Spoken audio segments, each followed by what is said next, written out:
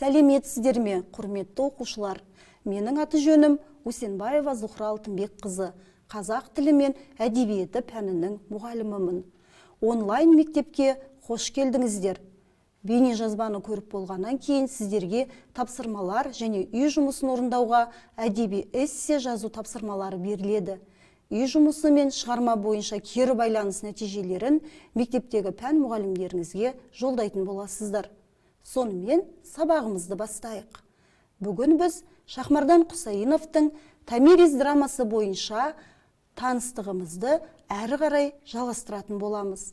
Драмалық шығарма театрмен тығыз байланысты бола отырып, сол күші арқылы оқырманның, көрерменнің ерекше әсерге бөлейтін жанр. Бұл ретте Жазушылар одағы басқармасының төрағасы Нұрлан Оразалиннің театр өнері арқылы республикамызды бүкіл әлем таныған ел дәрежесіне көтеріп, бүгінгі заманға сай өркендеуімізге толық мүмкіндік бар. Театр өнерінің қайнар көзі мен арқауы ұлттық драматургия деген пікірін келтіру орынды болмақ. Қазақ қыздарының өр әрі еркін бейнесі тек ауыз әдебиеті мен поэзия, прозаның ғана емес, драматургияның да өзекті тақырыбы. Қазақтың батыр қыздары дегенде әрқайсымыз көз алдымызға бірден Әлия мен Мәншүк келетіні белгілі.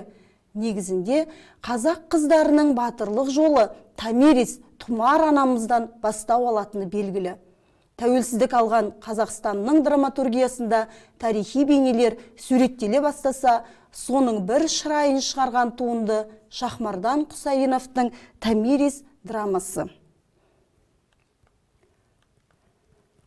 Ал біз сіздермен сұрақтар алаңы әдісімен жұмыс жасайық. Кир патшаның сақтарға жорық жасаудағы басты мақсаты қандай? Сақ патшайымы Томиристің Кирді жеңу үшін қандай қолайсыз жағдай түрткі болды? Кир патшаның әскерінің ерекшелігі неде? Томирис әскері бұл ұрыста қалай жеңіске жетті? Сіздер осы сұрақтар арқылы шығарманы еске түсіре аласыздар. Ал ендеше бүгінгі сабағымызда шығарманың сюжеттік композициялық құрылысын талдап, идеясын ашатын боласыздар.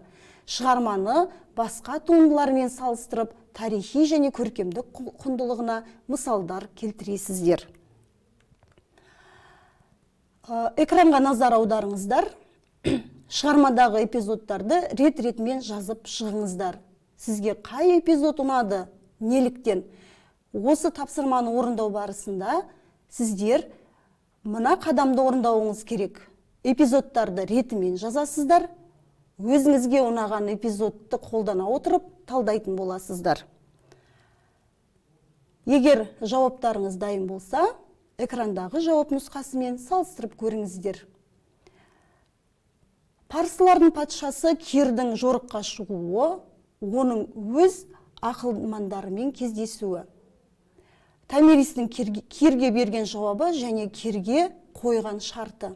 Кирдің шайқас алдында түс көруі. Томирис ұлының тұтқынға түсуі, оның өзін-өзі өлтіруі. Екі қолдың шайқасы, Кирдің қаза табуы және Томиристің кек қайтаруы. Келесі тапсырма оқиға тауы әдісімен орындалатын болады. Сіздер кіріспеде кейіпкерлерді таныстырасыздар, олардың жағдайын сипаттайтын боласыздар. Дамуында хикая басталады, әртүрлі жайттар орын ала бастайды. Шарықтау шегі бір нәрсе дұрыс болмай жатыр, қандай да бір қиындық кейіпкерлердің біріне әсер етуі мүмкін. Шешімі, мәселе шешілді. Оқиға тауы әдісімен жұмыс жасауда сіздердің орындайтын қадамдарыңыз шығарманы композициялық құрылысына қарай талдайтын боласыздар.